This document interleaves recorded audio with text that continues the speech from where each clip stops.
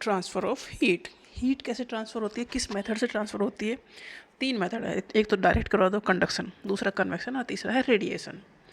तो conduction solid में, convection liquid में और रेडिएशन विदाउट मीडियम वैक्यूम में।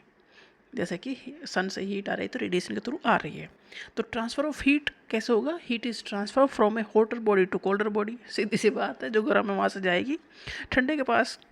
कंडक्शन एक प्रोसेस है of transferring heat from a hotter part of a substance to a colder part. मतलब जैसे गर्म पानी है तो गर्म उसमें और पानी मिला देंगे तो वो गर्म से ठंडे की तरफ बढ़ेगा। तो कंडक्शन मतलब ऐसा होगा, जो गर्म पार्ट है, जैसे लोहे का कोई हिस्सा गर्म कर दिया तो दूसरा हिस्सा भी अपना आप गर्म हो जाएगा थोड़ी देर में, तो हीट ट्रांसफ़र हो गई है। Conduction is the process of transferring heat from a hotter part, जो गर्म पार्ट है, of a substance to colder part without the actual movement of the substance. Substance move नहीं हुआ है, कंडक्शन सॉलिड में होता है। जैसे हमने चिमटा गर्म कर दिया तो आगे से गर्म किया तो पीछे तक हीट आ जाएगी धीरे धीरे। तो metals are good conductor of heat. Metals में जो हीट ट्रांसफ़र होती है वो कंडक्शन के थ्रू होती है।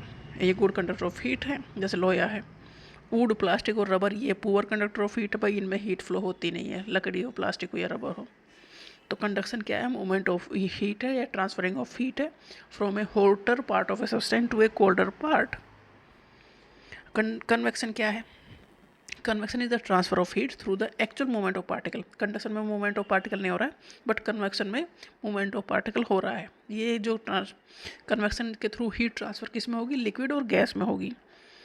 लिक्विड और गैसेस पानी गर्म करते हैं तो पहले नीचे गर्म होता है, फिर धीरे ऊपर गर्म होता है, उस तरह से। व्हेन ए लिक्विड और gas is heated it's particle gain energy. उसके पार्टिकल जो है एनर्जी गेन करते हैं और डेंस हो जाते हैं, और फिर वो बिकम लेस डेंस। अगर हीट होंगे तो डेंसिटी कम हो जाएगी, लेस डेंस होंगे और ऊपर उठ जाएंगे। जो कूलर पार्ट है वो डेंस हो जाएंगे और वो नीचे की तरफ आ जाएंगे। तो cooler denser particle move down to take their place. देखो, एक जगह खाली हुई तो दूसरा उस जगह को लेने के लिए आ ही जाता है। दिस कंटिन्यूस सर्कुलेशन जो होगा उसके थ्रू हीट ट्रांसफर हो जाएगी थ्रू कन्वेक्शन करंट। तो कन्वेक्शन हीट ट्रांसफर का एक मेथड है जिसमें पार्टिकल का मूवमेंट हो रहा है। ये कन्वेक्शन किस में होगा? लिक्विड और गैस में होगा। कंडक्शन सॉलिड में ही होता है, कन्वेक्शन लिक्विड और गैस में होगा। हीट ट्रांसफर हो रही है सब में।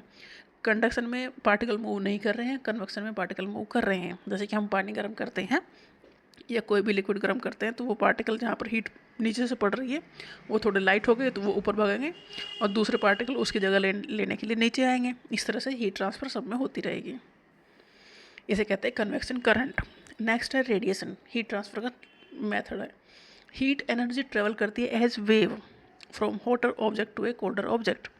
रेडिएशन में वेव के थ्रू हीट ट्रांसफर होगी, इसमें कोई मीडियम नहीं रिक्वायर्ड है। रेडिएशन होगा थ्रू वैक्यूम, कोई मीडियम नहीं है। जैसे कि electric heater, heat emitted by an electric heater. Electric heater चलता है तो पूरा कमरा गर्म हो जाता है ना, वो रेडिएशन के थ्रू ही होता है। और सन से जो अर्थ पर एनर्जी आ रही है वो भी रेडिएशन के थ्रू ही आ रही है। तो ये तीन मेथड है हीट ट्रांसफ़र के: conduction, convection and radiation. Conduction solid में होता है, कन्वेक्शन लिक्विड और गैस में होता है, और रेडिएशन बिना मीडियम के होता है, वैक्यूम में होता है। जैसे सन से हीट आ रही है रेडिएशन के थ्रू, इसके लिए कोई मीडियम की रिक्वायरमेंट नहीं है।